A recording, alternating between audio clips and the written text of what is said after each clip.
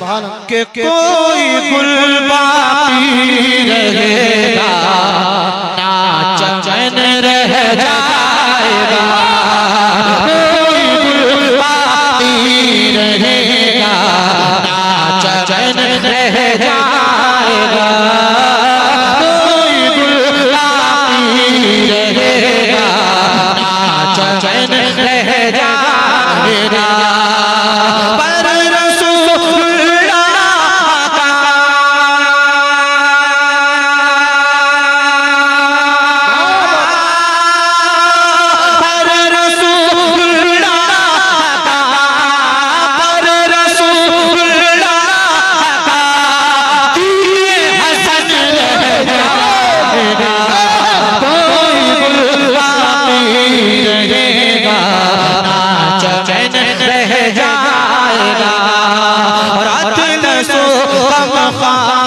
کی پوشاک پہ نازان ہو، اطلس و خواب کی پوشاک پہ نازان ہو، اس تنے بے جان پہ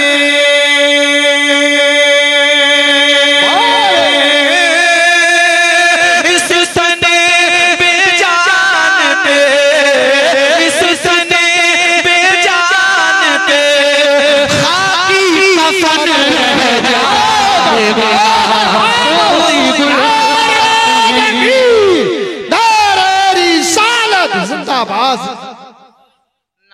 چمن رہ جائے گا۔ اور اساتذہ کرام، اللہ تبارک و تعالیٰ کی بارگاہ میں دعا ہے کہ اللہ تبارک و تعالیٰ تمام ہی میرے اساتذہ کرام کے علم میں عمر میں خوب خوب برکت عطا فرمائے، اور اللہ تبارک و تعالیٰ اس مدرسے کو عروج عطا فرمائے۔ حضرات محترم، میں علماء اسٹیج سے گزارش کروں گا کہ اگر بولنے میں کوئی خطا ہو تو آپ میری ضرور اصلاح فرمائیں۔ حضرات، اللہ تبارک و تعالیٰ نے قرآن پاک میں ارشاد فرمایا رضی اللہ عنہم ورضوا عنہ، اللہ تبارک و تعالیٰ ان سے راضی ہے اور وہ اللہ سے راضی ہے۔ تو آخرکار اس زمین کا مرجع کون ہے؟ تو اس زمین کا مرجع صحابہ کرام ہے، یعنی صحابہ کرام سے اللہ تبارک و تعالیٰ راضی ہے اور صحابہ کرام اللہ تبارک و تعالیٰ سے راضی ہے۔ حضرات محترم، سب سے ضروری حضور پاک علیہ السلام کی محبت ہے۔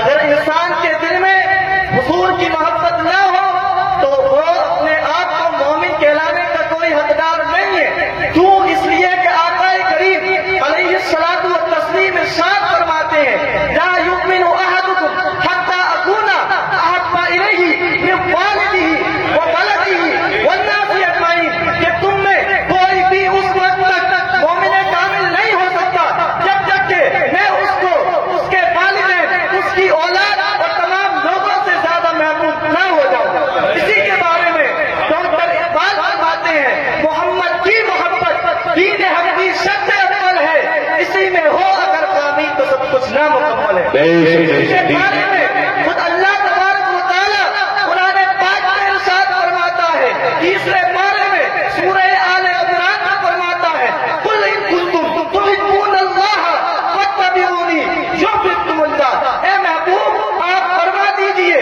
کہ اگر آپ اللہ کو دوست رکھنا چاہتے ہیں تو سب سے پہلے میرے فرمانبردار ہو جائیں۔